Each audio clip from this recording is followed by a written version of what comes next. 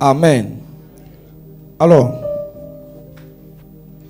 à la grâce du Seigneur, nous sommes à notre 8e partie de notre thème, les perles de sagesse tirées de la vie du roi couronné d'épines. Et tu vas regarder ton voisin et tu vas lui dire perle. Dis-lui avec le sourire perle.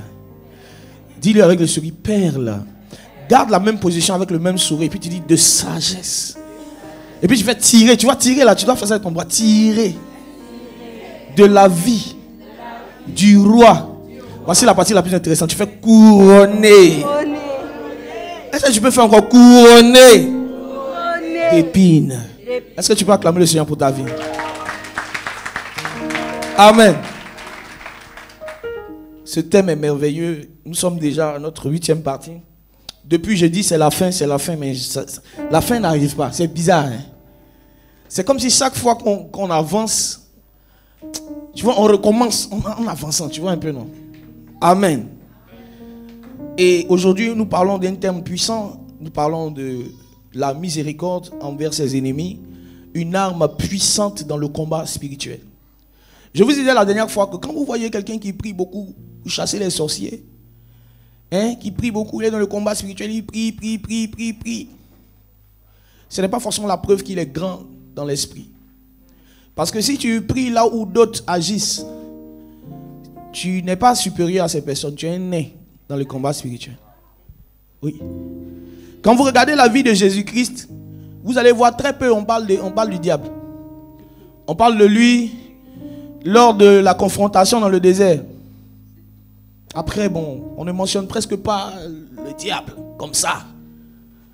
On mentionne la chair, on mentionne les hommes qui l'ont attaqué, qui ont essayé de faire sortir de la voie le monde et tout ça. Mais le diable, on n'en parle pas vraiment. Pourquoi? Dis avec moi pourquoi.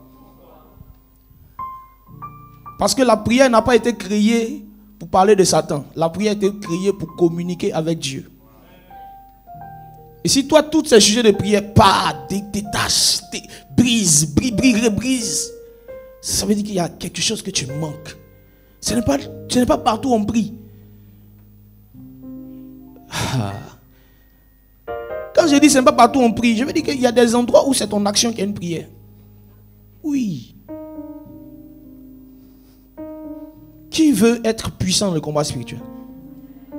Écoutez bien ce message. Yes, j'aime. Alors, aujourd'hui, je parle un peu je continue sur le message, la dernière fois sur la miséricorde. Et aujourd'hui, je vais parler spécifiquement de la miséricorde vis-à-vis de ses ennemis, qui est une arme puissante dans le combat spirituel. Comment être puissant dans le combat spirituel par l'exercice de la miséricorde? Je vais parler essentiellement de l'amour. Dis avec moi l'amour. L'amour est une arme très puissante dans le combat spirituel. Quand un homme est rempli d'amour, ses paroles ont de l'effet. Quand un homme est vide d'amour, ses paroles n'ont pas d'effet. L'amour, si je devais comparer l'amour, si je devais classifier l'amour en termes d'armurerie, l'amour constitue le chargeur du pistolet. Oui, s'il n'y a pas de chargeur, le pistolet ne peut pas tirer. Donc les armes que nous avons fonctionnent avec l'amour. Les armes que nous avons fonctionnent avec les vertus du Saint-Esprit. Tout homme qui prie et qui est vide d'amour va avoir des échecs malgré qu'il prie pendant longtemps. Mais celui qui est rempli d'amour, il peut juste prononcer quelques prières et puis les choses se passent. Dis avec moi, sois rempli d'amour. Alors la première chose que je veux définir ici, c'est l'ennemi. C'est quoi un ennemi? C'est quoi un ennemi? Dans les Écritures, il y a deux sortes d'ennemis, sinon deux formes. Les premiers ennemis, ce sont les ennemis physiques. Les deuxièmes ennemis, ce sont les ennemis spirituels. Donc, dis à ton voisin, tu as un ennemi. Qui ne croit pas en ça? Qui ne croit pas qu'il n'a pas d'ennemi? Tu as un ennemi. Déjà spirituellement, la Bible nous dit dans Ephésiens 6, verset 12, que nous n'avons pas à lutter contre la chair, non? Le sang, mais contre quoi? Les esprits. Les principes. Ok.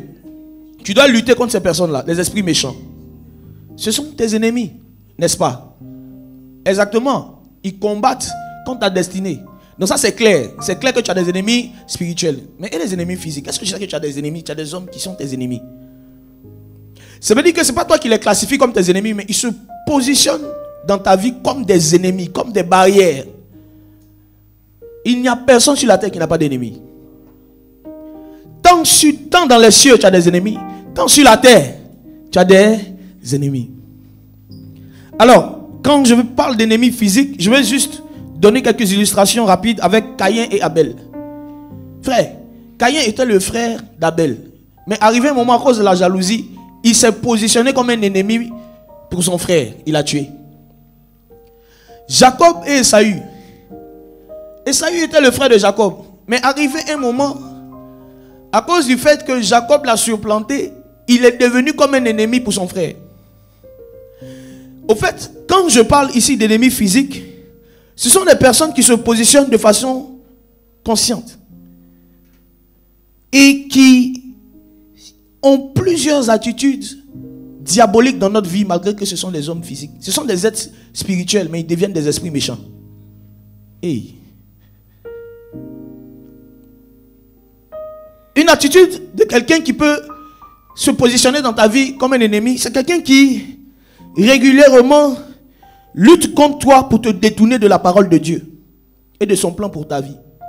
Il y a des personnes qui consciemment luttent pour que plusieurs ne sortent pas de tout ce qui les éloigne de Dieu. La personne le fait de façon consciente.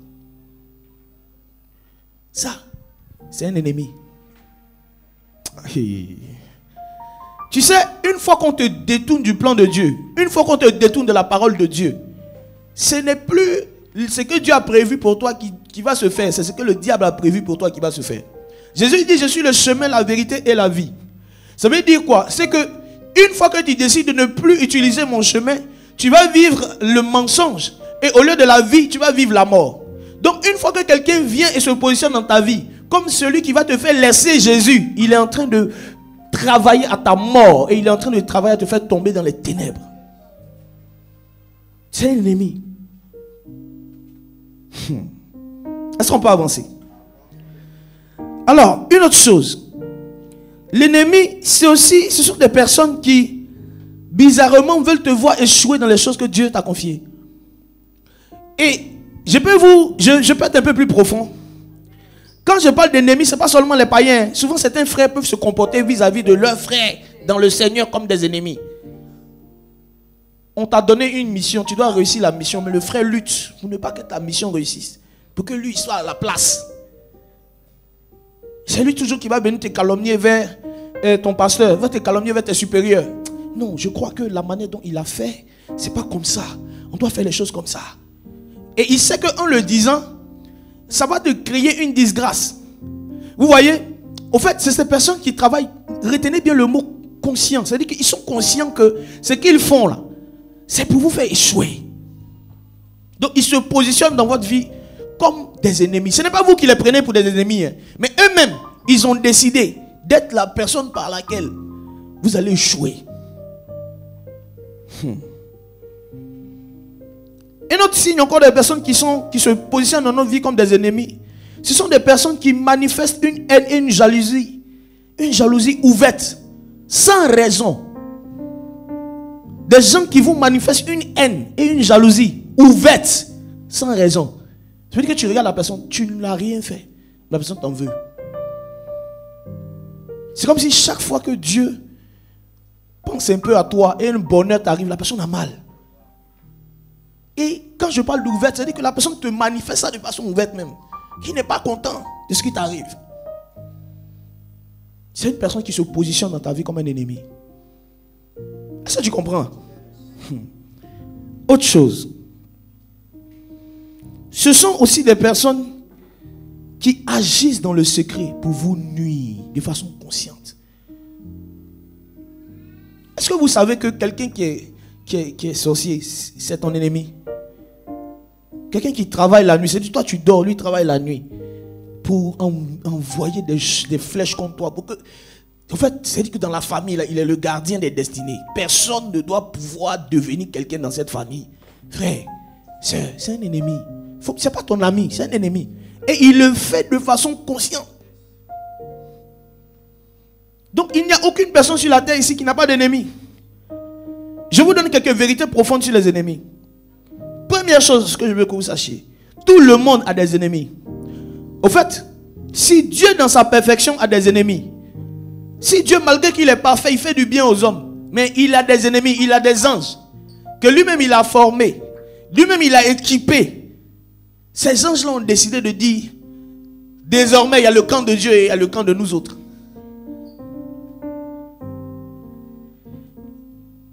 Ces anges-là ont décidé de dire, tu es notre créateur, c'est vrai, mais aujourd'hui il y a le royaume des ténèbres et le royaume de la lumière. Donc Dieu dans toute sa perfection, il y a des ennemis. Maintenant, et toi qui n'es pas trop parfait, tu es en train de partir à la perfection. Frère, si Dieu malgré sa perfection a des ennemis, et toi, dis à ton voisin, et toi. Ah. Si Jésus malgré ses œuvres d'amour a été haï, frère, est-ce que toi tu peux dire que tu n'as pas d'ennemis? Jésus était rempli d'amour. Toi tu es plus rempli d'amour que Jésus. Je dis toujours que l'une des actions les plus spirituelles de Jésus, que Jésus a faites selon moi, c'est que le gars à la croix, les gens sont en train de l'insulter. Et puis il trouve le courage, la dernière parole. Tu dis pardonne-le quand ils ne savent pas ce qu'ils font. Frère, ça c'est spirituel. En fait, cet amour-là est incompréhensible. Parce que tu ne peux pas dire qu'ils ne savent pas ce qu'ils font. Je vous ai dit. Quand ils étaient en train de percer Jésus, ce n'était pas du sable qui sortait, c'était du sang. Donc Jésus même en train de voir que ces gens sont en train de faire du mal. Et ils sont en train de rire du mal qu'ils lui font. Et puis il dit, pardonne-leur. Quand ils ne savent pas ce qu'ils font. Qui peut faire ça? Tu regardes quelqu'un qui est en train de te critiquer. En Côte d'Ivoire, on a une expression, un latin ivoirien qu'on appelle le nouchi. Il dit, la tête était biama. Le frère est en train de te dire des choses sur toi. Et puis on vient et puis on te dit, qu'est-ce que tu dis? Tu dis, il ne sait pas ce qu'il fait. Hey! Qui peut faire ça? Malgré tout cet amour-là, le gars avait des ennemis. Et toi? Et toi, lorsqu'on te dit, telle personne a dit quelque chose sur toi, et puis tu appelles le frère, frère, il faut faire attention, hein, il y a les serviteurs de Dieu, et puis il y a les serviteurs de Dieu. Hein? Toi, dès qu'on te blesse un peu, tu appelles, les gars, je vous dis, moi je ne veux pas prier pour votre mort, mais faites attention. On ne touchera pas loin de Dieu. Et toi, forcément, tu vas avoir des ennemis. Ce n'est pas possible que tu n'aies pas d'ennemis. Amen. Alors, Jésus même nous a annoncé qu'on va avoir des ennemis. Est-ce que vous savez que le fait d'avoir des ennemis, ce n'est pas un événement, hein? Jésus a parlé de ça. Matthieu 10, versets 34 à 36. Regardez ce verset-là. Quand j'étais en train de méditer, j'ai l'habitude de voir le verset, mais j'ai vu ça d'une autre manière. Regarde, vas-y, lis un peu. Matthieu 10, versets 34 à 36. Ne croyez pas que je sois venu apporter la paix sur la terre. Je ne suis pas venu apporter la paix sur la terre. Je ne suis pas venu apporter la paix, mais l'épée. L'épée. Car je suis venu mettre la division entre l'homme et son père. Et entre la fille et sa mère. Entre la belle-fille et sa belle-mère. Yes. Et l'homme aura pour ennemi l'homme aura pour ennemi qui? Les gens de sa maison. Les gens de sa maison. Au fait, l'ennemi ne sera pas seulement éloigné, il sera aussi proche. Caïn, Abel, Jacob, Esaü, David, Saoul, Jésus-Christ, Judas. L'ennemi, ce n'est pas celui qui est loin de toi forcément. Ton ennemi peut être très proche. Il dit les gens auront pour ennemi. Les gens, on dit l'homme, aura pour ennemi les gens de sa maison. Bon, je n'ai pas dit de regarder mal ton voisin, mais on ne sait jamais. Donc ce n'est pas parce que quelqu'un de ta maison qui ne peut pas être ton ennemi. Suivez bien ce que je suis en train de dire. Vous allez comprendre à la suite. La deuxième vérité que je veux partager avec vous, c'est qu'il y a une différence entre ton prochain et ton ennemi. Très souvent, quand on était à l'école, on nous disait que le prochain, c'est celui qui est proche de toi. Mais je me suis rendu compte que dans certaines circonstances, et vous allez le voir au travers des Écritures, le prochain est plus loin de toi que ton ennemi qui est très proche de toi. Souvent, l'ennemi est proche. Et puis, le prochain est lointain. C'est pour ça que ne vous séduisez pas en vous disant que parce que tout le monde à côté de vous, tout le monde vous aime. Tout le monde est votre prochain. Non, non, non, non, non. Regardons une histoire. Luc 10, versets 25 à 37. Jésus nous explique ici qui est notre prochain. Cette histoire va sûrement pour certains changer votre manière de voir le prochain et l'ennemi. Allons-y. Luc 10, 25 à 37. Luc 10, 25 à 37. Un docteur de la loi se leva et dit à Jésus pour l'éprouver. Yes. Maître, que dois-je faire pour hériter la vie éternelle? Jésus lui dit. Yes. Qu'est-il écrit dans la loi? Qu'il lis-tu? Il répondit, tu aimeras le Seigneur ton Dieu de tout ton cœur, de toute ton âme, de toute ta force et de toute ta pensée, et ton prochain comme toi-même. Yes. Tu as bien répondu, lui dit Jésus, fais cela et tu vivras. Mais lui, voulant se justifier, dit à Jésus. Il a dit tu vas aimer ton prochain comme toi-même. Il n'a pas dit que tu vas aimer ton ennemi comme toi-même. Il dit ton prochain. Ok, continue. Mais lui, voulant se justifier, dit à Jésus. Il veut se justifier, il dit à Jésus. Qui est mon prochain? Explique-moi, c'est qui le prochain? Jésus reprit la parole et dit. Écoutez maintenant. Un homme descendait de Jérusalem à Jéricho. Yes. Il tomba au milieu des brigands. Qui le dépouillèrent, le chargèrent de coups. Ok. Et ils s'en allèrent, le laissant à demi-mort. Les gens l'ont frappé et ils l'ont laissé à demi-mort. Un sacrificateur qui par hasard descendait par le même chemin. La personne descendait d'où? Du même chemin. Non, la personne qui a été tabassée descendait d'où? De Jéricho. De Jéricho. Oui. Donc, il revenait de Jéricho. Oui. Et quand on dit qu'il revenait de Jéricho, ça veut dire que cette personne, soit il avait une origine juive, tu vois, ou soit cette personne-là, si tu veux, avait une connaissance un peu des choses judaïques, tu vois. Et on dit qu'il revient, on le tabasse. Et qui vient? C'est un Samaritain. Non, la première personne qui vient. Un sacrificateur d'abord. Sacrificateur. Donc le sacrificateur aussi, c'est un homme de Dieu. C'est quelqu'un qui est proche de cette personne parce que, bon, il vient de Jéricho, quand même, peut-être que c'est un frère. Oui. Amen. Amen. Maintenant, regarde, qu'est-ce que le sacrificateur fait? Il descendait par le même chemin. Il descendait même par le même chemin. Il revenait même du même endroit. Peut-être même qu'il s'était vu même avant, peut-être on ne sait pas. Vas-y. Ayant vu cet homme, passa outre. Il a fait quoi? Passa outre. Il a dépassé. Alors qu'ils revenaient tous deux de Jéricho. Les deux revenaient de la même maison. Mais le sacrificateur se comportait comme un ennemi pour le monsieur qui a été tabassé. Continue. Un lévite qui arriva aussi dans ce lieu. Un homme consacré à Dieu. Il arrivait où ça? Il venait aussi de Jéricho. Il venait aussi de Jéricho. Donc, ce sont les hommes de Jéricho. Normalement, c'est la famille, frère. Mais qu'est-ce qu'il fait, le lévite? Il passa outre. Continue.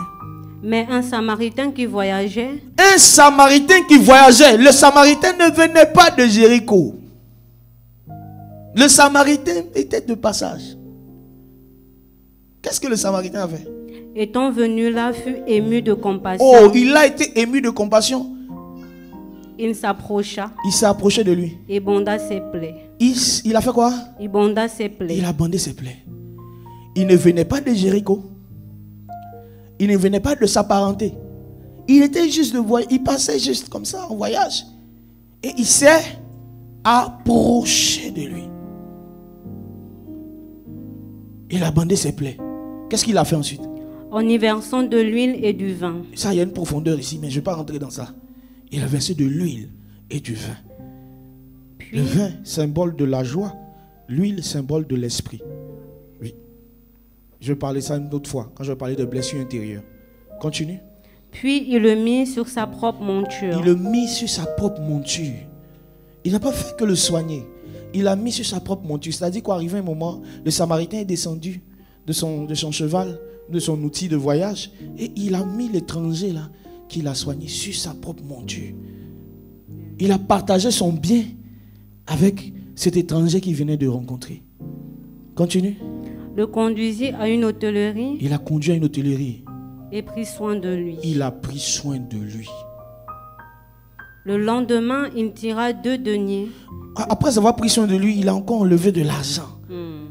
Les donna à l'hôte et dit. Il donne ça à l'autre, c'est-à-dire le responsable de l'établissement où il a conduit ce monsieur.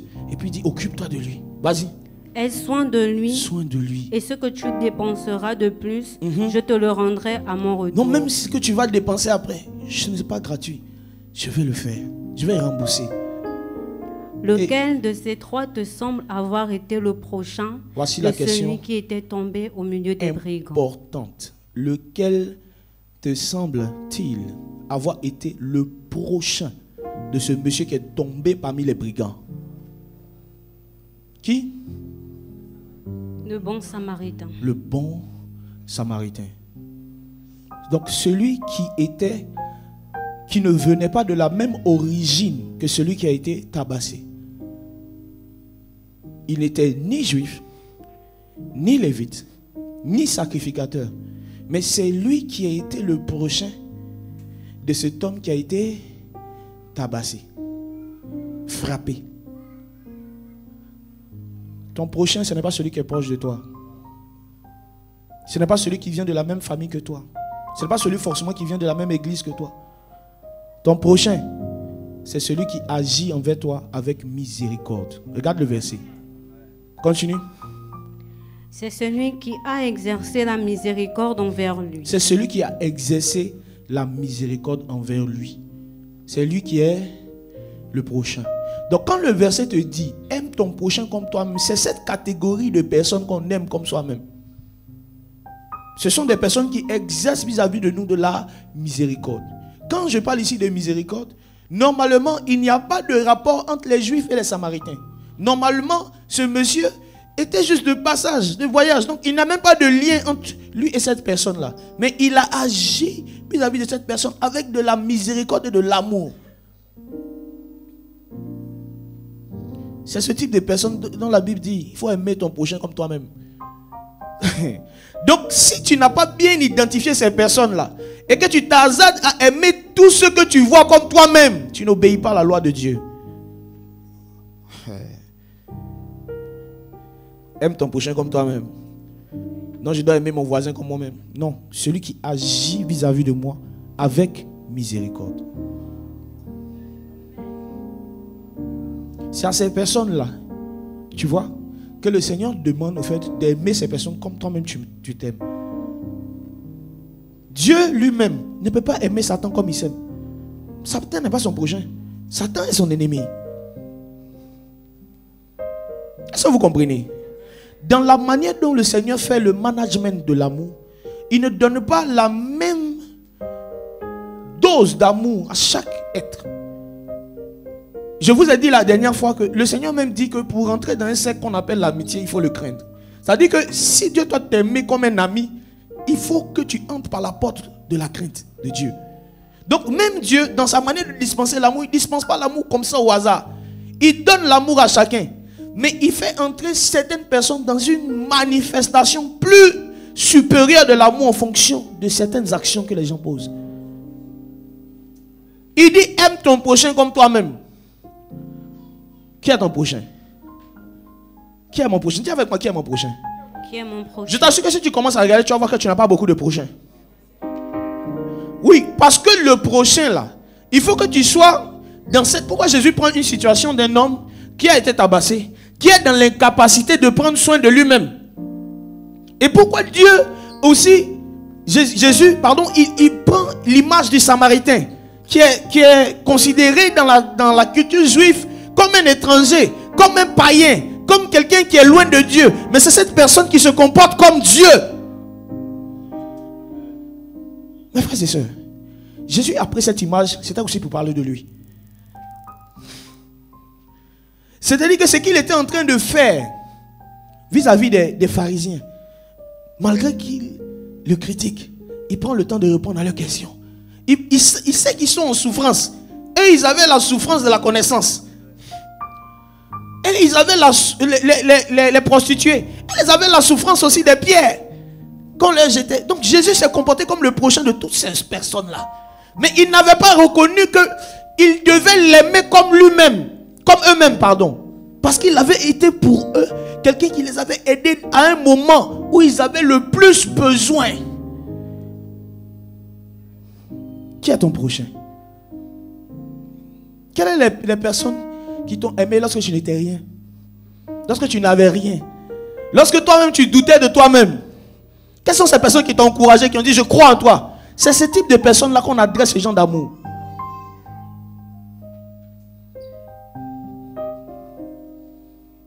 Notre premier prochain, ne l'oubliez pas, c'est Jésus. La Bible dit que lorsque nous étions sans force, il nous a aimés le premier. Personne n'a fait quelque chose pour que Jésus l'aime. On était blessés dans nos péchés, blessés par les hommes de ce monde, blessés par nos parents. Et Jésus regarde et puis il dit, je vois en lui mon serviteur. Je vois en lui quelqu'un que je peux utiliser pour ma gloire. Il a été ton prochain. Il t'a guéri. Il t'a donné son esprit. Il t'a donné sa joie. Il t'a donné son esprit, l'huile. Sa joie, le vin. Et maintenant, il t'a fait quoi? Il t'a fait monter sur sa propre monture. Je peux être profond. Quand vous voyez un étranger qui voyage avec sa monture, ce n'est pas n'importe quel étranger. C'est un étranger qui a un peu. Dis à ton voisin, il a un peu. Fais le signe du plus grand. Il a un peu. Tu vois, non?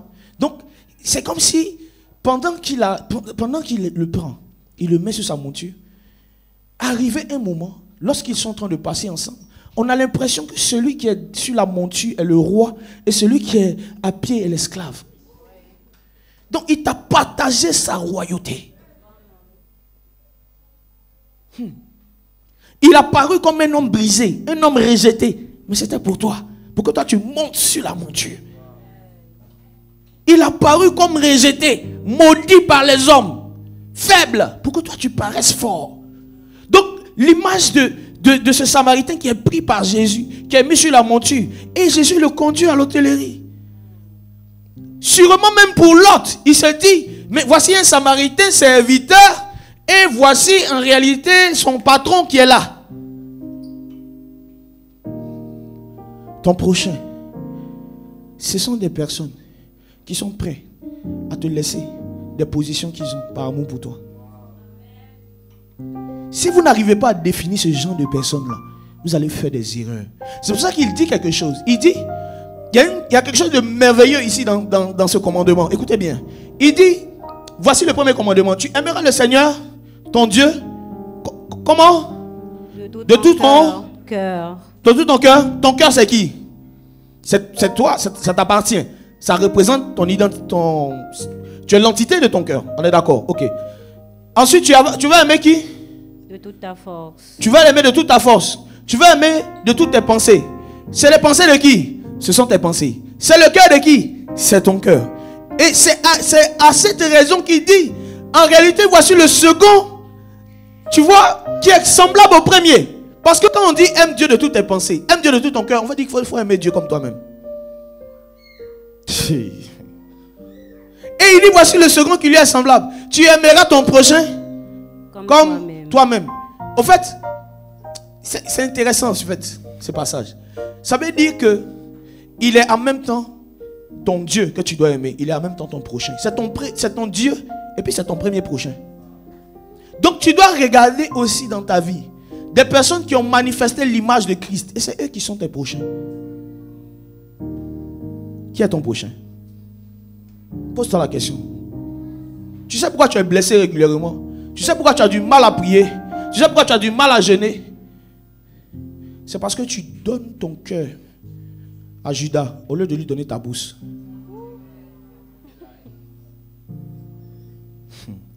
Judas, donnez-lui l'argent, mais ne lui donnez jamais votre cœur.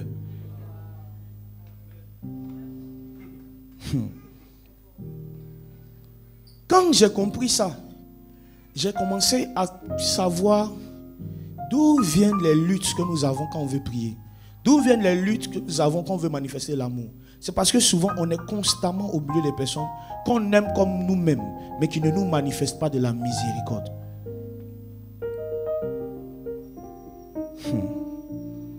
Alors,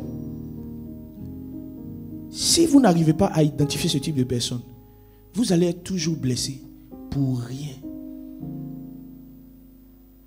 Je dis et je le répète, Judas, donne-lui la bourse, mais ne lui donne jamais ton cœur. Ne le mets pas dans le cercle des trois. Jésus, dans le cercle des trois, il a choisi des hommes qui l'aimaient, qui étaient prêts à mourir pour lui. Ce n'est pas des gens qui ne faisaient pas d'erreur. On voit après Pierre qu'il a régné, mais quand Jésus lui a parlé, il est revenu. Donc Jésus même là, il ne donnait pas la profondeur de son cœur, de son intimité à tout le monde. Il doit voir quelque chose en toi.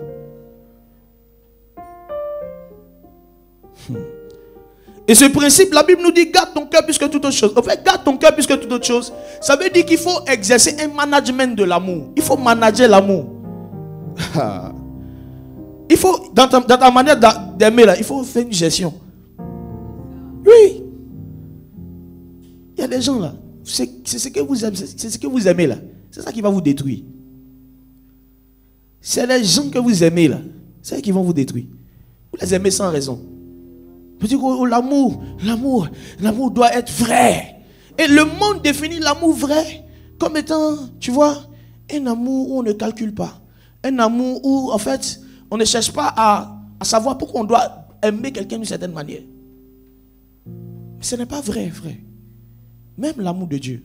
La Bible dit qu'il a tant aimé le monde, afin que quiconque croit en lui ne périsse moins. Son amour est vrai. Mais pour pouvoir bénéficier des fruits de son amour, des actions de son amour, il faut croire. Si tu ne crois pas, l'amour de Dieu pour toi est vain. Donc, aimer de façon véritable, ce n'est pas, au fait, aimer en termes d'action, faire bénéficier les gens du fruit de ton amour comme ça. Non, on ne fait pas ça. On dit, il a tant aimé, oui, son amour est large, mais c'est pour ceux qui croient.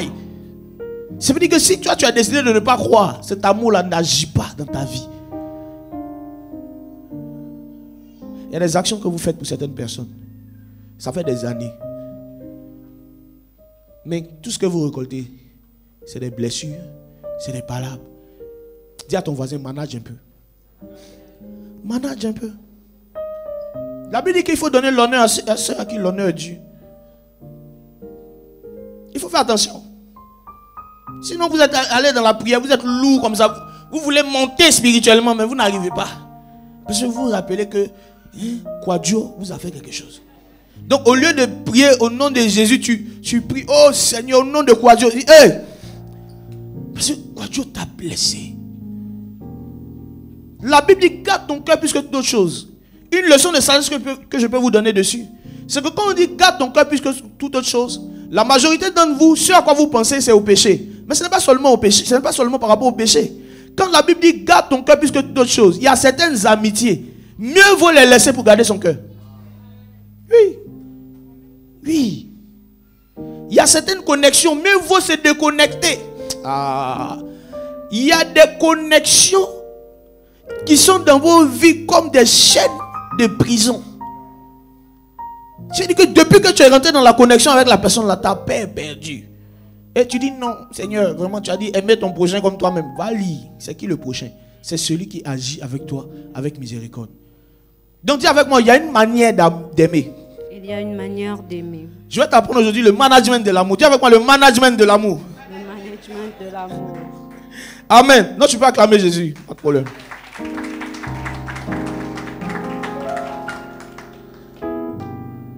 Je vais, pour cette étude aujourd'hui, vous parler de 3 types de personnes que vous devez aimer. Et comment vous devez les aimer. La première, c'est le Seigneur Jésus, j'en ai parlé. Lui, il dit, il faut l'aimer de toutes tes pensées, de tout ton cœur, toute ta force. Il faut l'aimer de tout ton être. Et la deuxième personne, il dit, le prochain, il faut l'aimer comme toi-même. Tu ne vas pas aimer ton prochain lorsqu'on parle d'homme. De toutes tes pensées, de tout ton cœur. Ce n'est pas normal. C'est pour ça que si vous aimez votre femme plus que Jésus-Christ, vous serez blessé dans votre foyer. Si vous aimez votre mari plus que Jésus-Christ, vous serez blessé dans votre foyer. Parce que la Bible dit, maudit soit celui qui met sa confiance en l'homme. Ça veut dire quoi? Au fait, ça ne veut pas dire qu'il ne faut pas faire confiance à ton mari ou à ton épouse. Ça veut dire qu'il faut savoir que c'est un homme. Il peut faire des erreurs. Il peut souvent promettre des choses qu'il ne pourra pas faire. Parce qu'aux hommes, cela est impossible. Aux hommes, il y a des impossibilités. Mais à Dieu, tout est possible. Donc, on dit cette personne-là, tu dois l'aimer comme toi-même. Ça, c'est profond. Ça, c'est profond. Mais je pense que si on doit aller là-bas, on risque de sortir un peu du message. Mais il y a maintenant la troisième personne dont je veux parler aujourd'hui. C'est ton ennemi. Tu dois aussi aimer ton ennemi. Quelqu'un me dit, comment ça? Avec tout ce qu'on a cité sur l'ennemi, tu dois l'aimer. Mais tu dois aimer ton ennemi. Si tu aimes Dieu de toutes tes pensées, toutes tes forces, de tout ton cœur, tu aimes ton prochain comme toi-même, ton ennemi, tu dois l'aimer avec prudence. Tu dois l'aimer avec prudence. Je vous envoie comme des brebis au milieu des loups. Soyez simples comme la colombe parce que c'est votre nature. Mais soyez prudents comme des serpents parce que en réalité ces loups sont des serpents. On aime son ennemi avec prudence. On va lire quelque chose. Matthieu 10, versets 16 à 17. J'ai lu ça tout à l'heure, mais on va le relire. Matthieu 10, 16 à 17. Voici, je vous envoie comme des brebis au milieu des loups. Yes. Soyez donc prudents comme les serpents. Soyez comment? Prudents. Prudents comme des serpents. Et simples comme les colombes. Il y a une chose qui est intéressante ici. C'est que la première chose que Jésus dit, il faut être prudent d'abord comme le serpent. Et ensuite il parle de la colombe. Ça veut dire que lorsque tu es au milieu des loups, tu dois être d'abord un serpent et puis ensuite être comme une colombe.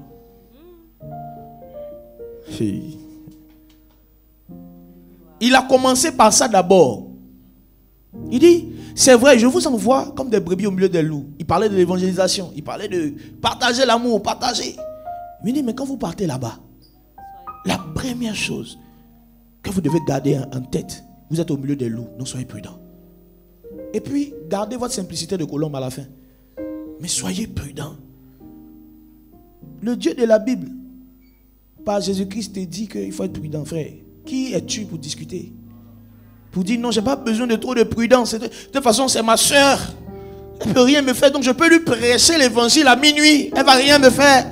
Hey, dis avec moi, hey. On avait un papa que j'aimais beaucoup écouter quand j'étais à 13 juin. Que le Seigneur soit béni pour sa vie. C'était le pasteur Charles Atu Kwasi. Quand il disait des choses comme ça, il y avait quelqu'un qui était dans la foule et qui disait you go die, you go die. Ça veut dire que tu vas mourir, frère. Non, mais Germain, il est gentil. Même si je suis avec lui, c'est mon ami de longue date. Tu es une soeur. 23 heures, ma soeur. Attitude du serpent. Tu vas faire pss, pss, pss, pss. Il est là. Ah, tu dois être comme un serpent. C'est-à-dire que tu sais que le gars, il est dans le monde. Il veut te noyer dans des choses bizarres. Tu sais que ce gars-là, il dit l'homme de Dieu, mais il est dans les pratiques bizarres. Il te voit, pasteur, on va prendre une photo. Tu fais pss, pss. Daddy, tu m'appelles papa. D'accord, je viens. Pourquoi? Parce que si je décide de faire une action avec cette personne, je salis non seulement mon image, mais je salis l'image de mon père. Donc je ne fais pas ça. Et les gens ne vont pas t'aimer. Ça ne fait rien. Parce que dans l'amour, il faut faire un management. Il faut faire un management. On ne s'allie pas avec les gens comme ça. Hey, allons-y. La prudence du serpent. Regarde une manifestation de la prudence du serpent. Proverbe 26, versets 24 à 25. Regardez, comment vous devez vous comporter vis-à-vis de vos ennemis. Des gens qui se positionnent dans votre vie comme des ennemis. Allons-y. Proverbe 26, 24 à 25. Yes. Par ses lèvres, celui qui est par ses lèvres, celui qui aime. Celui qui est, pardon. Par ses lèvres, il fait quand il se déguise. Le gars, il a une haine contre toi. Mais ces paroles sont des paroles de louange. Tu es magnifique. Tu es glorieux, frère. À toi la gloire et la reconnaissance. Mais dans son cœur, il dit que il est là, il dit donnez-moi 30 pièces seulement. 30 pièces d'argent. Je vais vous livrer Jésus. Regardez l'audace de Judas. Il Il dit, lui, il va livrer Jésus. Mais alors que c'était toujours lui. On dit, par ses lèvres, il se déguise. Non, mais ce parfum, on aurait pu donner aux pauvres. Les pauvres en ont besoin. Toi qui étais à côté, tu es sans discernement. Tu allais dire, oh, Judas, il aime les pauvres façon Judas. Judas, c'est une traite. La Bible dit qu'il volait même l'argent. Ce n'était pas juste parce qu'il se mettait en peine des pauvres. C'est parce qu'il avait besoin d'un peu d'argent. Donc quand il voit le vase d'albâtre, sa bouche dit, on peut donner ça aux pauvres. Mais son cœur dit, ça là, j'allais m'en sortir au moins avec, quelque chose. Ça c'est l'argent. Mais on dit, il se déguise par les paroles de ses lèvres. Qu'est-ce qu'on dit ensuite? Et il met au-dedans de lui la tromperie. Et il fait des choses pour te tromper. Regardez l'ennemi, quelqu'un comme ça, tu veux l'aimer comme toi-même. You go die, yo. You go die. Hein? Lorsqu'il prend une voix douce, ne le crois pas. Lorsqu'il parle doucement. Homme de Dieu. Maman pasteur. Oh, you go die, yo. C'est-à-dire que tu es en train d'écouter la personne dire, mais cet enfant il est poli. Maman, c'est une tuerie, maman. Oh là là. C'est oh maman, oh là là. Non, tu as le style, mais dans son cœur, il dit, est-ce que la femme là, elle sait s'habiller même? C'est-à-dire que il dit, tu es mon tonton. Toi, tu es un grand frère. Dans son cœur, il s'est dit, comment je vais faire pour soutirer de l'argent au monsieur là? Comme toi aussi, tu aimes les paroles douces. Tu as dit que tu as touché, il est bien. Oh, you go die, frère. Tu vas mourir. Si tu te fies seulement aux paroles des hommes et tu ne vas pas dans le lieu secret pour connaître les esprits.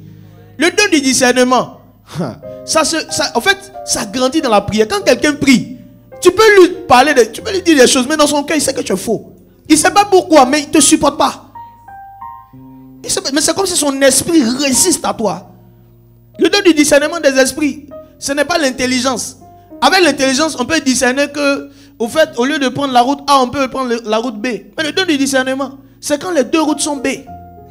Il faut savoir laquelle est la véritable B. Là, tu montes dans le domaine de l'esprit. Parce que dans le domaine de l'esprit, chaque esprit est singulier. Même si on appartient à une famille d'anges, il y a des chérubins, il y a des archanges, il y a des séraphins. Donc le don du discernement te permet de pouvoir dépasser les limitations de l'intelligence. Si tu veux aimer tes ennemis, il faut avoir le discernement, il faut être un homme de prière. Tu vas savoir que le tonton qui dit qu'il va t'aider, en réalité, il a des dettes. Il cherche ce qui va remettre ses dettes. Tu vas savoir qu'il y a des héritages, on ne prend pas. Il y a des luttes, on ne fait pas. Parce que le Seigneur va te donner plus. Il y a des terrains là. Terrain de famille. Dieu te dit laisse, on va te donner plus. Non seulement laisse-les. Moi je me rappelle une anecdote de quelqu'un avec qui je parlais. Le Seigneur a permis qu'on puisse se connecter un peu et puis l'aider. Elle avait un problème de terrain, de famille. Les gens discutent sur le terrain. Elle a mal, c'est que sa famille est déchirée. Elle ne veut pas laisser le terrain. C'est elle la grande sœur. C'est elle que ça doit revenir. J'ai dit, ma fille, laisse ça. C'est une personne âgée, elle est en Europe là-bas. Elle dit, maman, il faut laisser ça. Non, papa, tu parles normal. Selon la loi, le père a dit ça. J'ai dit que maman, il faut laisser. Déjà, même toi, même spirituellement, même, tu n'es pas encore trop en forme comme toi. Il y a des luttes là. On ne fait pas ça tu vois, non? On ne fait pas ça lorsqu'on a 12 ans. À 12 ans, on pose des questions aux pharisiens. Mais attends, on dit, vous là, hypocrite. Ce n'est pas à 12 ans que tu dis aux pharisiens hypocrite. À 12 ans, tu poses des questions. C'est quoi la Torah? Mais c'est ce gars-là demain qui va le dire, hypocrite. Il savait qu'il y avait un temps pour toutes choses. Non, maman, allez là, tu as 12 ans. C'est vrai, tu es Jésus, tu es le Messie. Mais ce n'est pas le temps de dire aux gens hypocrites. Sinon, tu ne vas rien recevoir d'eux. Il avait besoin aussi de leur sagesse, de savoir comment ces personnes pensent. Il les connaissait parce qu'il avait pris le temps de les étudier. On ne se précipite pas. J'ai dit, maman, tu as 12 ans, calme-toi. C'est vrai, tu es Jésus, mais tu as 12 ans. Laisse-le le terrain. Vous savez ce qui s'est passé? Elle a dit, bon, par rapport au terrain, je laisse, prenez. Le premier qui a pris, l'année qui a suivi, il est décédé. Deuxième, il est décédé. Troisième, il est décédé. Ils sont venus lui dire, prends le terrain. Elle dit, je ne prends plus le terrain.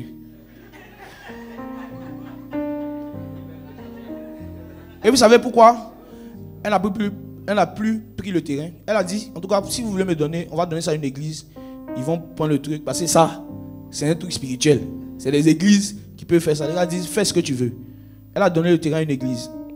Il y a quelqu'un qu'elle a aidé, il y a très longtemps, qui a, dans son héritage, bizarrement, pensé à elle. Et il lui a donné, je vois 20 ou d'autres dans le temps, toute une forêt de combien d'hectares? Signé, acté. Elle n'a même pas lutté pour ça. Quelqu'un qui n'est même pas son parent. On l'appelait prophète. Dieu est fidèle. J'ai dit oui. J'ai dit si tu avais pris ça, tu allais mourir. Tu as battu au ciel. You go die. Tu vas battre au ciel. Mais tu aurais pu être quelqu'un par qui Dieu allait donner ce terrain à une église. Et puis tu allais partir au ciel avec une couronne. Il y a des gens qui veulent partir au ciel chauve, coco taillé. Arrête ça. Même Samson, quand on a coupé ses cheveux, ça poussait un peu. Avant qu'il meure au moins. Donc il y a des personnes, vous devez chercher des couronnes au ciel. Il a dit que cette église n'aurait jamais eu ce terrain. Si tu avais lutté, tu étais morte. Parce que ces gens-là, ils n'allaient pas donner ça à une église. C'était trop, ça faisait trop rire. Le premier qui a pris, il a fait, quand il a fini les papiers, quelques temps après, il a eu une maladie zona.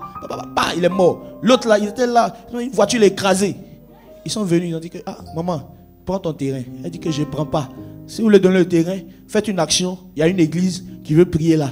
Donnez-leur le terrain sans leur demander quelque chose. Ils ont dit qu'eux-mêmes ne veulent rien du terrain.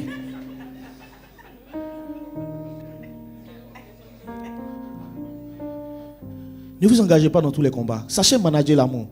Dis à ton voisin, il faut savoir manager l'amour. Donc quelqu'un peut venir parler de façon douce, mais il veut te faire du mal. Allons-y, il prend une voix douce. Ne le crois pas. Quand il prend une voix douce, il ne faut pas le croire. Car il y a 7 abominations dans son cœur. On dit dans son cœur, il a la perfection dans le domaine de l'abomination. 7 abominations dans son cœur. Il y a 7 mauvaises choses que la personne a décidé de te faire. Donc comment aimer ses ennemis? Aime-les avec la prudence. Mais il faut les aimer quand même. C'est là maintenant que je vais commencer à parler du combat spirituel. Écoute bien, c'est quelques minutes. Ça va changer ta vie dans le combat spirituel. Écoute bien. Je vais donner quand même quelques actes de prudence vis-à-vis des ennemis. Je peux?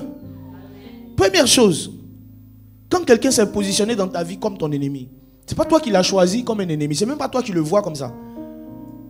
Quelqu'un qui s'est positionné comme quelqu'un pour te nuire ouvertement, tu le sais, Dieu t'a parlé, tu as vu réellement les choses, c'est pas juste la suspicion, tu as vu. Première chose que je te conseille, ne leur raconte pas tes secrets. Ces personnes-là, ne leur raconte pas même tes chutes. Parce que tu es comme Joseph qui est en train de donner ton habit à la femme de Potiphar pour qu'elle dise il m'a violé. On dit c'est quoi les preuves? Elle dit voici son habit.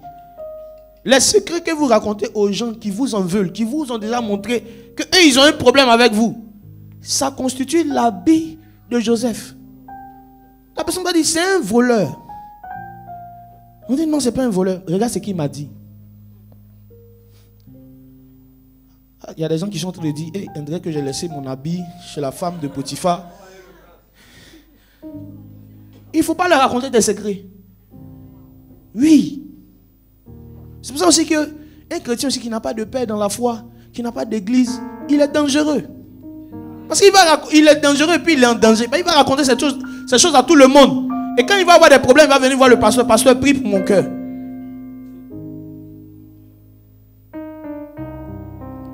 Vous qui êtes là, ne jouez pas, hein, affaire de Dieu là. Ici au Maroc, si vous avez une église où on prêche la parole, on craint Dieu, allez là-bas. Nous sommes dans un territoire où les gens sont spirituels. Maintenant, vous êtes chrétiens. Vous avez quitté votre pays, vous êtes venu ici. Et affaire d'église, ça ne vous dit rien. Mais c'est normal que les gens de ce pays vont avoir une certaine domination sur vous. La domination n'est pas que intellectuelle, elle est spirituelle. Et le spirituel est au-dessus de tout ça. Donc il faut trouver une église qui craint Dieu. Va là-bas, va prier. Parce qu'il se peut même que ton patron même assis sur toi. Oui. Il se peut même que celui à qui tu racontes tes secrets. Ah, patron, vraiment, bientôt peut-être que je vais quitter le travail hein, parce que j'ai eu une offre là pour aller en Suisse. Et puis le patron marocain, Ah, mon ami, ah bon, mon ami. Il s'est dit, si toi tu vas, qui va faire son travail? Tu allais raconter ton secret à la mauvaise personne. C'est à l'ami du patron que tu vas raconter ce que le patron fait. Tu n'es pas sage. Oui, c'est son ami. Toi, tu viens juste le connaître. Et cette personne même sera ton véritable ennemi. Il va dire, le gars, il t'a dit qu'il n'est pas bien. Ne leur raconte pas tes secrets. Ne leur accorde pas ta confiance. Ce sont des personnes-là, il y a une confiance que tu ne dois pas avoir en eux. Comme j'ai dit, Jésus n'a pas donné son cœur à Judas, il lui a donné l'argent. Prends l'argent. Mais mon cœur, Pierre, Jean et Jacques. Ne leur accorde pas une certaine confiance. Non. La confiance, ça se mérite, les gars. Même Dieu, la Bible dit que pour te confier les grandes choses, il voit ta fidélité dans les petites choses. La condition pour que Dieu te fasse confiance à un certain niveau dans les choses grandes, c'est ta fidélité. Si Jésus ne voit pas que tu es fidèle dans les petites choses, il ne te confiera pas les grandes choses. Il dit lui-même que si tu n'as pas été fidèle à ce qui est à autrui, qui va te donner ce qui est à toi? Donc même ce qui est à toi, Dieu ne te donne pas quand tu n'as pas été fidèle à ce qui est à autrui. Donc vous faites confiance à tout le monde. Non, dans la vie, il faut faire confiance. Fais confiance. Tu as fait confiance à ton ennemi. Il va te faire quelque chose. Ta vie de prière qui était comme ça va descendre. Parce que la pièce dans laquelle tu vas, le secret, c'est ton cœur. Maintenant, c'est ton cœur blessé. Au lieu de passer 2 heures dans l'adoration, tu seras en train de passer 2 heures en train de parler de ce que les gens t'ont fait. Et c'est des prières qui ne profitent pas. Continuons. Est-ce qu'on peut continuer encore? Amen. Alors, une autre chose que tu dois faire vis-à-vis de ces personnes-là, tu dois protéger ton intimité. Tu dois fixer des limites claires qui ne doivent pas franchir dans ta vie. Il y a des limites que ces personnes ne doivent pas franchir dans ta vie. C'est pas possible. Il y a des choses là, non seulement tu ne dois pas leur dire, tu ne dois pas leur faire confiance, mais il y a des profondeurs de toi qu'elles ne doivent pas avoir accès. Même Jésus, pour nous introduire dans le domaine d'une intimité vraie, il a fait de nous d'abord son épouse. Vous voyez, quand ils ont marché avec Jésus, ils étaient d'abord quoi? Disciples, serviteurs, après amis, après épouses. Donc il y a une progression. On ne les a pas pris directement et on les a mis dans la chambre. Tu risques de mettre un serpent dans ton sein. Oui. Et souvent pour t'en débarrasser, c'est difficile. Parce que tu l'as déjà présenté comme étant ton adjoint. ton poteau, ton frère sang. Maintenant, comment tu vas te débarrasser de ça? C'est parce que tu n'as pas fixé une limite à ces gens de personnes. Autre chose. Ces gens de personnes, un autre conseil que je vous donne, et je vais maintenant parler de la miséricorde. Ce sont des personnes envers qui il faut être très vigilant quand tu es dans leur présence. Il faut savoir ce que tu dis. Il faut savoir ce que tu ne dois pas dire. Il faut savoir ce que tu fais. Il faut savoir ce que tu ne dois pas faire. Ça veut dire que vis-à-vis de ces personnes-là, tu sais, au fait, ces personnes sont comme les agents de police. Vous avez le droit de garder le silence. Tout ce que vous allez faire pourra être retenu contre vous. Ce que tu vas dire, ça peut être retenu contre toi. Donc, c'est des personnes aussi avec qui il faut savoir comment faire. Frère, Jésus, malgré son degré de sommeil, il ne peut pas aller dormir dans la maison des pharisiens, frère. Il va se réveiller au ciel. Oui. Il va se réveiller dans quelle atmosphère? Les gens disent que Jésus, c'est fini, ta mission est finie. Donc, il y a des choses qu'on ne fait pas en leur présence. Il y a des choses qu'on ne dit pas. Ce que tu dis là, ça peut... En fait, ce que tu dis, ça peut être retenu contre toi. Même si arrivé un moment ils t'ont blessé, que tu as envie de leur dire que tu ne les aimes pas, il ne faut pas faire ça. Il ne faut pas faire ça. C'est comme ça que vous êtes chrétien, vous êtes né de nouveau, mais comme vous ne savez pas que la mort et la vie sont au pouvoir de la langue, vous dites des paroles à vos parents quand vous savez que vous êtes sorcier. Et puis ils vous attaquent. Non, moi je t'en veux, je te hais. Il dit, ah bon, tu me hais. Ok, il rentre dans sa petite case. Philippe, oui, il t'appelle, Philippe. Et tu risques d'apparaître. Si tu n'es pas repenti, tu vas apparaître. Dis à ton voisin, répands-toi. Sinon tu vas apparaître tu vas apparaître quelque part. Donc avec ces personnes, il y a des choses qu'il ne faut pas dire, il y a des choses qu'il ne faut pas faire. Voilà, il faut être très prudent. Moi je dis ça, peut-être que ça ne vous concerne pas, ça vous concernera aussi. Je dis ça soit à des hommes de Dieu ou à des personnes qui commencent à prendre une certaine cote en termes d'audience. Il y a des endroits où tu vas avec ta bouteille d'eau. Je dis que cette affaire-là, des gens même, ils peuvent voir, ils voient ce que tu vas devenir. Et toi, tu te dis, non, moi je suis un petit pasteur d'une petite église. Et non, si quelqu'un me donne de l'eau, je peux boire. Non, frère, on ne fait pas ça. En fait, quand tu grandis en autorité, le nombre de haine que les démons ont vis-à-vis de toi, ils peuvent inspirer n'importe qui pour te faire du mal. Donc quand tu sais qu'il y a une autorité, même dans le service que tu commences à prendre, ce n'est pas tous les gens du service qui viennent, qui préparent. Ah, grand frère, il faut manger. Tu ne manges pas. Ma femme a préparé. J'ai une femme. Tu dois être très prudent. Pourquoi? Parce que plus tu montes, plus tes ennemis grandissent. Il n'y a personne qui monte qui n'a pas d'ennemis. Oui. Regardez nos pères qui ont la grâce de nous édifier là. Souvent quand tu vois certaines personnes parler d'eux, c'est comme si la haine est injustifiée. Parce que tu vois la sagesse, tu vois la grâce que le gars dégage, mon cher. Comment on peut haïr une telle personne? C'est une possession démoniaque. C'est une possession démoniaque. Parce que les gens ont horreur de voir les gens avancer. Oui. Non. J'étais en train d'écouter la série du pasteur Yannick, du papa Yannick, sur bâtir dans la sagesse. Où il a parlé des fondements de la sagesse. La sagesse de Babylone, la sagesse des Grecs. Commencement, la Genèse. La sagesse. Mais non, attends. Tu ne peux pas être contre ces gens des personnes. Si tu es contre ces gens des personnes, tu es possédé, frère.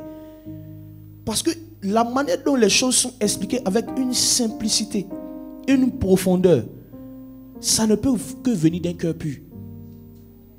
Mais tu vas voir que malgré qu'il fait ça, il y a des gens qui l'en veulent. Ce qui les énerve chez lui, ce n'est pas sa parole, c'est sa position. Souvent la haine que les gens ont vis-à-vis de vous, là, c'est à cause de votre position.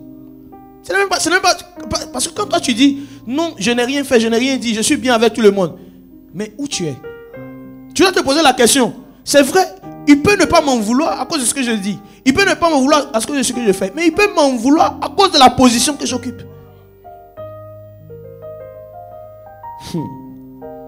Faites attention. Donc ces gens de personnes, il y a des choses qu'on ne fait pas vis-à-vis d'eux. Si les gens veulent, ne pas dire que tu te prends. Tu as ta bouteille d'eau, frère. Tu vas quelque part dans un programme, tu ne connais pas quelqu'un. Quelqu'un vient, ah, homme de Dieu, la bouteille d'eau, tu donnes ça à ton protocole. Tu dis, bois pas, tu jettes. Oui. Mais tu ne sais même pas. Souvent, même ton petit ministère, les sorciers ont vu, les esprits ont vu que ça va créer des problèmes dans notre royaume. Donc, ils vont maintenant inspirer des gens pour te faire des coups bas. Donc, il y a des endroits où tu vas. Tu peux même aller visiter certains frères dans le Seigneur. Et puis, le Saint-Esprit peut te convaincre de ne pas manger. Avec respect, avec tout, tu dis, pour le moment, le Saint-Esprit m'a... Donc, une fois en passant, non, je ne peux pas. Ou bien tu es un jeune. Tu as dit que ce jour-là, tu peux décréter un jeune qui va finir à la sortie de l'endroit. Si tu sors, ton protocole, tu dis, frère, trouve-moi un coin de placali là-bas, on va aller manger. Oui, il y a des endroits où il y a des gens à qui tu ne dois même pas faire confiance. Non, faites attention. Donc quand vous êtes avec ces personnes-là aussi, sachez aussi, dites non à la nourriture. Sachez dire non à certains cadeaux. Mais sachez prendre certains cadeaux et offrez-les à certaines personnes. C'est pour ça que vous devez avoir, en fait, dans le management de l'amour avec les gens qui se positionnent comme vos ennemis, il faut beaucoup de prière et de discernement. Il faut savoir quand accepter, quand ne pas accepter. Ou bien quand un cadeau, en fait, c'est un poison. On dit, le patron là, il aime ça. Donc si je lui donne ce cadeau, il ne va pas voir le sort qui est derrière. Et Dieu te garde, c'est vrai, dans ton ignorance, Dieu te garde. Mais Dieu te garde aussi avec des instructions. Ça veut dire que tu peux recevoir le cadeau et tu dis, je suis enfant de Dieu. Même si Dieu me dit de ne pas prendre, je vais prendre, rien ne va m'arriver. Tu ne seras pas châtié à cause du sort, mais à cause de ta désobéissance. Qu'est-ce que tu dois faire vis-à-vis de tes ennemis? Il faut les aimer avec prudence. Il faut les aimer avec discernement et prière. Alors maintenant, voici la fin. Alors, la miséricorde envers ses ennemis est un acte très puissant. C'est un acte spirituellement puissant. Si vous comprenez comment aimer vos ennemis, il y a une puissance que vous avez manifestée. Vous ne vous imaginez pas le niveau de supériorité que vous allez avoir. Matthieu 5, verset 43 à 48. Matthieu 5, 43 à 48. Matthieu 5, verset 43 à 48. Yes. Vous avez appris qu'il a été dit, yes, tu aimeras ton prochain et tu haïras ton ennemi. Voilà. Mais moi, je vous dis, aimez vos ennemis, Bénissez ceux qui vous maudissent. Au fait, si on te dit aimer, peut-être que tu peux ne pas vraiment comprendre comment je dois aimer mon ennemi. Mais on te montre comment les aimer. Ensuite, on dit, il faut faire quoi? Faites du bien à ceux qui vous haïssent. Il faut les bénir. Il faut leur faire du bien. Continue. Et priez pour ceux qui vous maltraitent. Priez pour ceux qui vous maltraitent. Et qui vous persécutent. Et qui vous persécutent. Afin que vous soyez fils de votre Père qui est dans les cieux. Le but, la récompense, c'est de devenir fils du Père qui est dans les cieux. Lorsqu'on parle de fils, on parle d'héritage. Et on dit qu'il y a un certain héritage. Il y a une certaine autorité que Dieu ne donne pas aux hommes qui n'aiment pas leurs ennemis. Je peux vous dire quelque chose de profond. Jésus-Christ a reçu le nom au-dessus de tout nom. Après avoir passé l'épreuve d'aimer ses ennemis. On ne lui a pas donné le nom au-dessus de tout nom. C'est après avoir fini là qu'il a dit tout est accompli. C'est là qu'on dit il l'a reçu. Ça veut dire qu'il n'avait pas. Donc ça veut dire que ce principe là au fait te fait entrer au fait dans une forme d'héritage conjoint avec Christ. Au fait tous ceux qui aiment leurs ennemis manifestent la même autorité que Jésus. Oui. Cette autorité le Seigneur ne donne pas à tout le monde. Relis le passage. Afin que vous soyez fils de votre Père. Non, relis ça depuis le début. Écoutez bien, ce verset est profond, ça a changé ma vie. Ça fait qu'il y a des prières que je ne fais plus. Oui, je fais des prières d'adoration. Je passe plus du temps dans l'adoration depuis que j'ai compris cette vérité. Continue, recommence le verset. Matthieu 5, 43. Vous avez appris qu'il a été dit. Vous avez appris qu'il était dit. Tu aimeras ton prochain et tu haïras ton ennemi. Ça c'était dans le temps de Moïse. On aime quoi? Son prochain, on haït son ennemi. Mais ce temps est révolu. Parce que ceux qui étaient dans cette dispensation-là, il y a un héritage qu'ils n'avaient pas, il y a une certaine autorité qu'ils n'avaient pas. Au point où quand ils devaient consulter Dieu, il fallait qu'on voie le prophète. Le prophète va dire, j'ai vu quelque chose, frère. Tu n'as pas vu avec lui, mais comme c'est le prophète qui a dit, tu vas, tu obéis. Donc le Seigneur te dit qu'au fait, pour vivre quelque chose de meilleur, plus excellent que ceux qui étaient au temps de Moïse, voici le secret. Mais moi, je vous dis, aimez vos ennemis. Aimez-les. Bénissez ceux qui vous maudissent. On dit bénissez-les. Et faites du bien à ceux qui vous haïssent. On dit malgré qu'ils t'aient haï, fais-le du bien. Et priez pour ceux qui vous maltraitent. Oh, on dit si tu dis que tu n'as pas bien compris, on dit il faut prier pour eux. Et qui vous persécutent. Ceux qui vous maltraitent, qui vous persécutent, donc ce sont vos ennemis. On dit il faut prier pour eux. Maintenant, vous savez, la manière de comprendre prier pour eux, ça dépend de toi. Toi, tu peux penser que prier pour eux, c'est dans le sens de les combattre. C'est une manière aussi. Dis à ton voisin, c'est une manière. C'est une manière. Mais si tu prends le verset dans son contexte, ce que Dieu a commencé à citer, c'est en réalité prier pour leur avantage. Parce qu'on voit aimer, on voit bénir, on voit faire du bien. Et puis ensuite on dit prier. Tu ne peux pas me dire que prier ici veut dire que je dois les combattre. Soit qu'il te soit fait selon ta foi. Écoutez bien. Vous pouvez envoyer le feu sur les sorciers. Vous pouvez sort, découpe, brise. C'est une manière. C'est la manière des gens qui sont opprimés. Ceux qui sont à l'université, ils flottent dans l'amour. Ils travaillent dans l'amour. Ils aiment, ils bénissent. Parce que la pire des choses qui peut t'arriver dans le combat spirituel, c'est de devenir comme ton ennemi. Dans un combat où ton ennemi a une machette et tu as une machette, le combat risque d'être dur. Mais s'il a une machette et toi tu as une arme nucléaire, le combat ne dure que quelques secondes.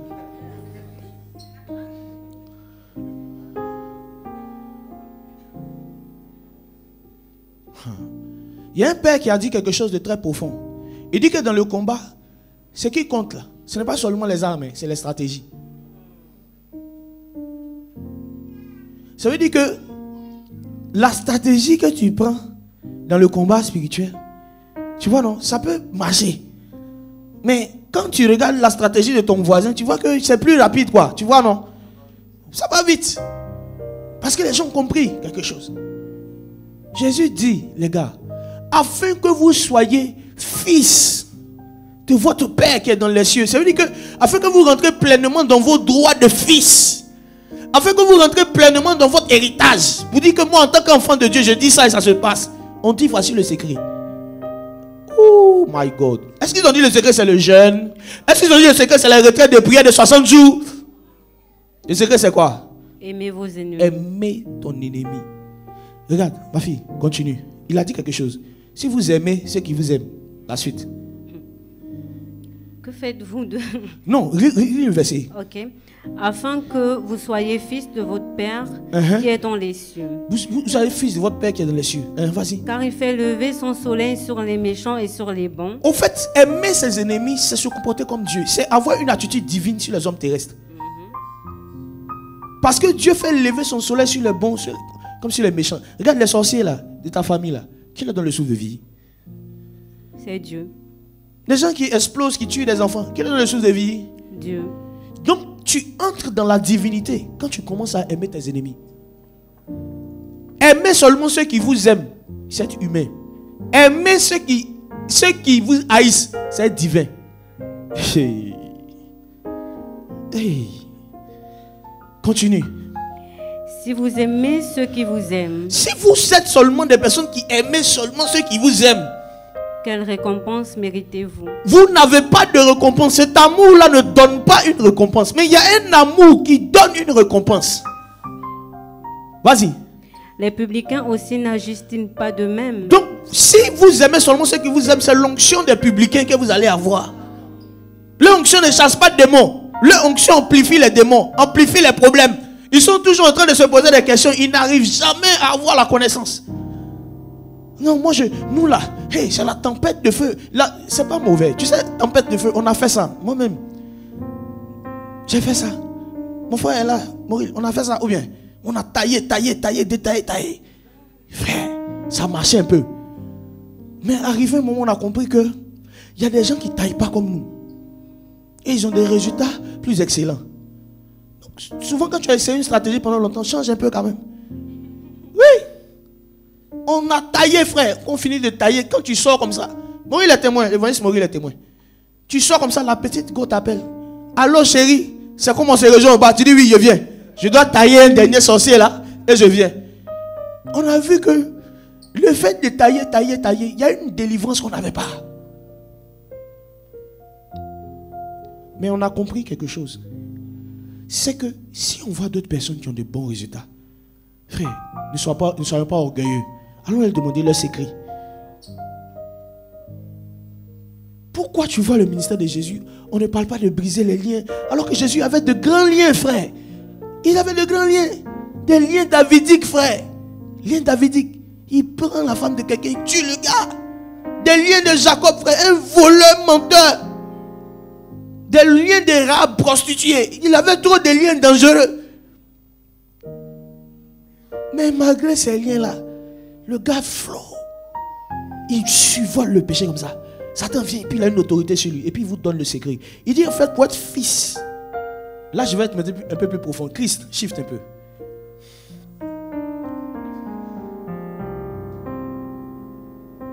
Tu vois, au fait, au temps où Jésus-Christ disait que si vous pratiquez ça, vous allez devenir fils de votre Père. Les Juifs et les disciples étaient scandalisés. Parce qu'il était de ceux qui étaient les premiers à parler comme ça publiquement pour dire que Dieu est son Père. Donc cette grâce, cette autorité-là, les gens n'avaient pas ça. C'était le seul qui peut dire quand vous priez, dites Père. Les Hébreux quand ils priaient Dieu, Elohim, Yahweh, on ne veut même pas dire le nom, donc on dit Hachem. Vous ne pouvez pas dire le nom. Parce que Hachem, ce n'est pas le nom de quelqu'un. C'est parce que pour eux, quand la Bible disait que il ne faut pas prendre le nom de Dieu en vain, ils se disaient qu'il ne faut même pas dire le nom de Dieu. Donc ils ont remplacé le nom de Dieu par Hachem. Pour dire bon, Hachem le nom tranquillement. Donc il voit Jésus. Il dit Père, je te remercie parce que tu m'exauces toujours. Lazare sort. On dit qu'est-ce qui se passe? Il commande avec autorité aux esprits impurs. Il parle, il fait une prière de quelques minutes juste pour qu'un mort ressuscite. Frère, toi on te dit qu'un mort est ressuscité. Ça fait 4 jours le gars est mort, frère. Tu vas faire veiller de prière. Jésus dit quelques paroles et le mort sort. Donc il était dans une dispensation où Dieu se manifestait dans sa vie comme un père, pas comme un Dieu, comme Elohim. Elohim fallait faire des sacrifices. Dans la dispensation d'Elohim, il fallait tuer le mouton pour que le sang en réalité apaise. Mais la dispensation de Christ, c'est toi-même en réalité qui est le sacrifice. Donc, ce que Jésus est en train de dire, il dit la différence entre vous et moi, c'est que moi j'aime mes ennemis. Je prie pour ceux qui me haïssent. Je bénis et je ne maudis pas. C'est ça la différence. Et si vous faites ça, vous allez entrer dans la même dispensation que moi, la dispensation des fils. Dans les derniers temps, je répandrai mon esprit sur toute chair. Vos fils, vos filles, ils vont voir des visions, ils vont prophétiser. Mais en fait, pour être fils, voici ce qu'il faut faire. Aimer ses ennemis. En fait, ce qui t'introduit dans la dimension des fils, c'est l'amour. Hey, c'est l'amour. Pourquoi plusieurs sont des fils de Dieu, mais ne vivent pas les promesses, les grâces qui sont rattachées à la filiation de fils? C'est le niveau d'amour qui est bas. Quel est le niveau d'amour qui est bas? Tu peux faire une semaine sans prier pour les âmes perdues et tu dis que tu veux manifester l'autorité du fils. Tu es un plaisantin. Tu ne pries même pas pour les ennemis de Dieu. Tous ceux qui n'ont pas reçu Jésus, ce sont les ennemis de Dieu. La Bible dit que nous étions ennemis. Parce que l'amour du monde a une inimitié contre Dieu. Mais Dieu est venu et il nous a porté secours. Donc comment on aime ses ennemis? C'est en priant et en intercédant, en agissant pour que ces personnes puissent rencontrer Jésus. Quand tu fais ça, il y a une autorité dans laquelle tu es introduit. Il y a moins de joie au ciel pour un sorcier qui meurt qu'un sorcier qui se répand. Aïe, bassoukade. Il n'y a pas de joie au ciel quand un sorcier meurt à cause du feu. Mais il y a de la joie dans le ciel pour un seul de ces pécheurs qui se répand. Donc, entre le fait de tuer un sorcier et le fait d'emmener un sorcier à la lumière, lequel de ces actes produit une certaine joie au ciel? Afin que vous soyez fils. Les fils, vous savez comment les fils se comportent? Jésus-Christ de Nazareth devait aller évangéliser quelque part. Et il fallait qu'il passe par un village pour se rendre à l'endroit où il devait évangéliser. Et les hommes à côté ont dit non, on ne te permet pas de passer. Les disciples tout fâchés disent non, nous sommes les fils d'Élie au fait. Et les fils d'Élie font quoi? Commandent pour que le feu descende et consume. Il dit vous ne savez pas de quel esprit vous êtes animés. En réalité le fils de l'homme n'est pas venu. Oh, ceux qui sont les fils de Dieu ne sont pas venus pour que les âmes se perdent, mais pour que les âmes soient sauvées. Passons à côté. Ne passons pas là, laissons-les. Donnez-leur du temps. Ils peuvent se repentir. Vous étiez comme ça avant. Toi tu étais un ancien sorcier. Aujourd'hui tu es devenu chrétien. Et tu vois les autres sorciers. Tu dis Seigneur, non qu'à mourir. Tu es méchant.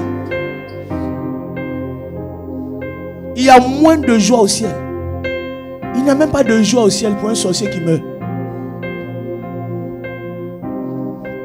Tu veux être fils du Père, il faut te soucier d'envoyer la joie au ciel.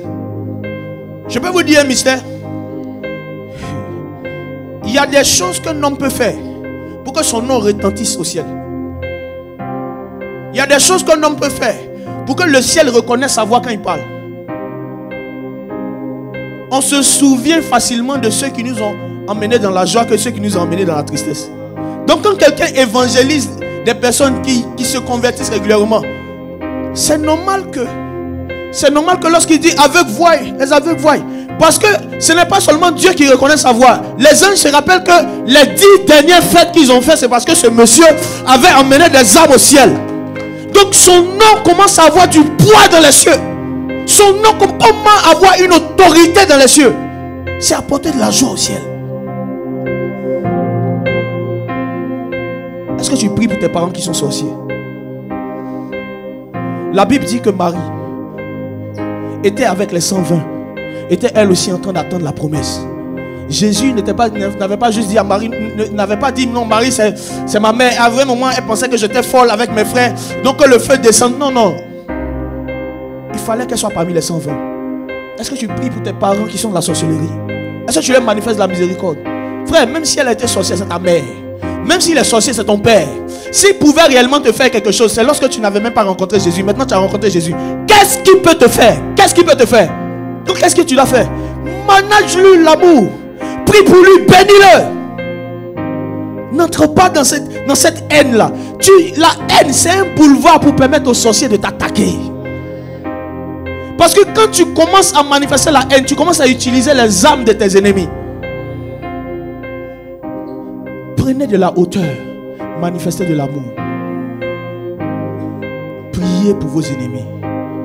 Aimez ceux qui vous maudissent. Pourquoi? Je peux vous donner un mystère. Parce que, au fait, plus ils te persécutent, plus ils te poussent dans ta gloire. Les pharisiens, les Romains, pensant qu'en crucifiant Jésus, ils étaient en train d'éteindre son règne, mais ils étaient au contraire en train d'étendre son règne. La crucifixion, dans la tête des Juifs, des gens qui en voulaient à Jésus, c'était mettre un fin à son règne, mais c'était en réalité étendre son règne. Donc souvent quand Dieu veut étendre ton règne, il pousse des gens à te persécuter. Toi tu les vois comme une occasion de chute, mais c'est la croix qui va te donner le nom au-dessus de tout nom. Hey! Hey! Dans le monde, celui qui a beaucoup d'ennemis, il les a pour son malheur, mais en Christ, celui qui a beaucoup d'ennemis, il les a pour sa gloire. Il fut seul sur la croix, considéré comme battu, nu. Il avait beaucoup d'ennemis, seul contre tous. Mais c'est lui en réalité par lequel ils allaient être sauvés. Est-ce que tu aimes tes ennemis? Tu veux demeurer dans cette puissance? Lève-toi. Nous allons commencer à prier. Tu as ton papa qui ne connaît pas Jésus. Tu as ta mère qui ne connaît pas Jésus. Tu as tes frères qui ne connaissent pas Jésus. Qui ne connaissent pas Jésus. Tu vas te lever dans la prière.